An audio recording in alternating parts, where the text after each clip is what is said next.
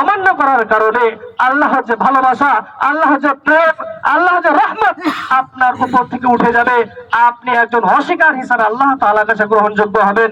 যখনই আপনার কাছ থেকে এই দৃশ্য উঠে যাবে, এই রহমত উঠে যাবে, আল্লাহর যে দয়া, সেই দয়া আপনার প্রতি উঠে যাবে, তখন আপনাকে হাজারো হাদিস শোনালেও আপনার কোনো গ্রহণযোগ্য হবে না। আপনাকে সেটা মানার জন্য আপনার যে নফস বা দিল বা কলব যেটা আছে সেটা উদ্বুদ্ধ করবে না। তার কারণ কলব বা দিল যদি আমাদের বেঁচে থাকে তবেই আমরা সেই হাদিসের দিকে ফলো করতে পারবো বা তার প্রতি আমরা চলতে পারবো। আর যদি মরে যাই তাহলে কিছু করার নেই। যেমন মরা গাছে যদি জল ঢেলেও সেই গাছকে জীবিত করা যায় না, অনুরূপ ভাবে সমাজের আত্মা, সমাজের দিল, সমাজের কল্প যদি মরে যায়, হাজার বক্তব্য দিলেও আমাদের পরিবর্তন হবে না। পরিবর্তন হতে গেলে অন্তত আমাদের জীবিত জান লাগবে, জীবিত নফস লাগবে, জীবিত কল্প লাগবে। তবে এমন একটা কল্প, এমন একটা নফস আল্লাহ তাআলা আমাদের ভিতরে দিয়েছে, সেটা প্রকৃতভাবে জীবিত করা সম্ভব। আপনি যদি ঘুরে দাঁড়ান, আপনি যদি পরিবর্তন হতে চান, অবশ্যই আপনি পরিবর্তন হবেন। অতএব আমাদের সমাজে যেই মৃত জীবিত প্রাণগুলো ব্যবহার হচ্ছে, সেগুলো হচ্ছে সাদাকাতুল ফিত্র, যে মালগুলো, সেই মালগুলো আমরা জমা করে দিচ্ছি। মূলত সেই মালগুলো ঈদের নামাজের আশে আশে তাদের বাড়িতে, তাদের কাঁধে গিয়ে তাদের পৌঁছে দেওয়া দরকার ছিল। যেমন ভাবে আপনি খুশিতে ঈদ করতে এসেছেন, তেমন ভাবেই সেই ব্যক্তিও যেন আসতে পারতো, এই চিন্তাধারা আমাদের সমাজের করা দরকার ছিল। তার কারণ আল্লাহ নবী সাল্লাল্লাহু আলাইহি ওয়াসাল্লাম তিনি বলেছেন, মান আদ্দাহা ক্বাবলা সালাতি ফাহিয়া যাকাতুন মাকবুলাতুন। যদি কোনো ব্যক্তি ঈদুল ফিত্র বা নামাজের আগে, ঈদগাহ যাওয়ার আগে ঈদুল ফিত্র আদায় করে, তাহলে সেটা তার প্রকৃতপক্ষে তার ঈদুল ফিত্র হিসেবে কাজ হবে।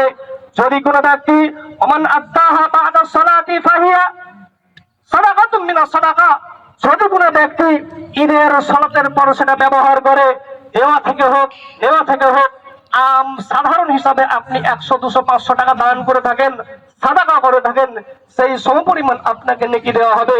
আপনার ঈদুল ফিত্র মিনাল লাগবি ওয়ার রাফাস, যে আল্লাহ নবী সাল্লাল্লাহু আলাইহি ওয়াসাল্লাম তিনি বলেছেন যে তোমাদের এই ফিত্রার মাধ্যমে রোজার ঘাটতি, কমতি যদি কোনো রকম ভাবে ত্রুটি থেকে থাকে তোমাদেরকে মাফ করে দেওয়া হবে। আর যদি আমাদের এইরকমটা চিন্তাধারা থেকে থাকে, জমা করে আমরা প্রকৃতপক্ষে সেই মালগুলো ঈদের দিনে বিলি করব, তাহলে আপনারা নিজের আমল নিজের হাতে ধ্বংস করলেন। আপনারা নিজের আমল নিয়ে ধ্বংস করলেন।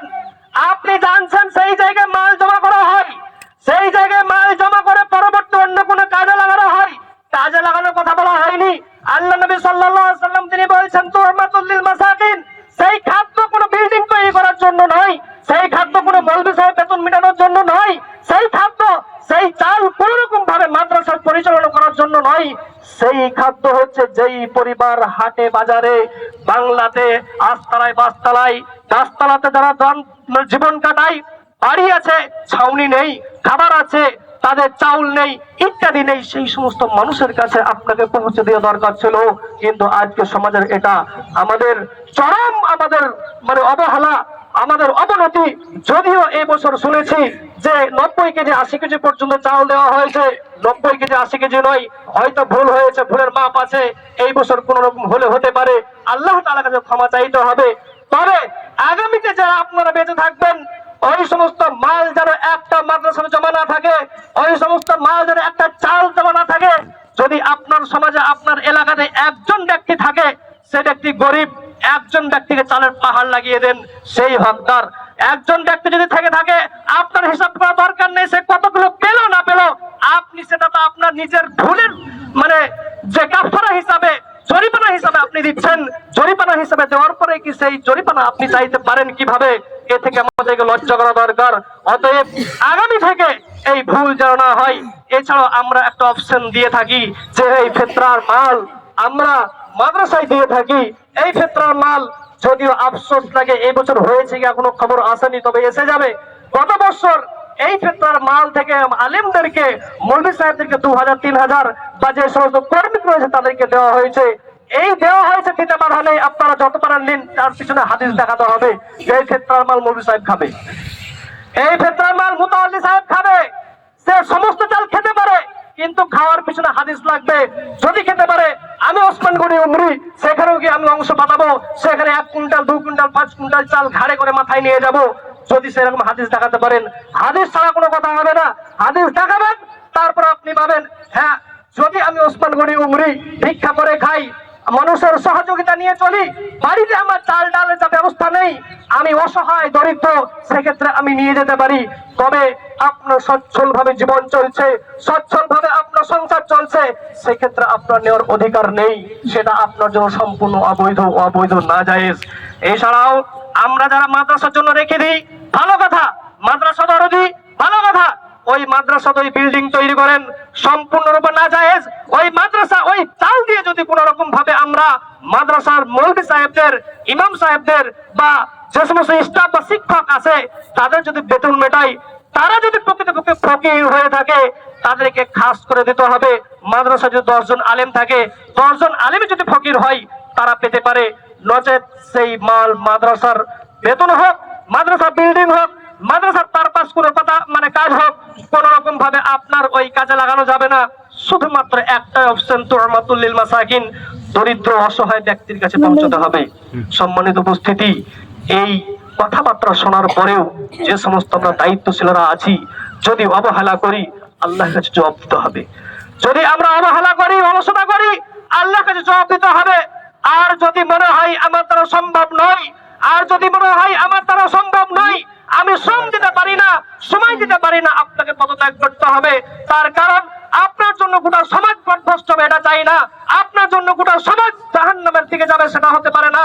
আপনার জন্য সমাজ মানে দিনের পর দিন হাদিস কোরআন থেকে বিমুখ হয়ে যাবে, এটা হতে পারে না।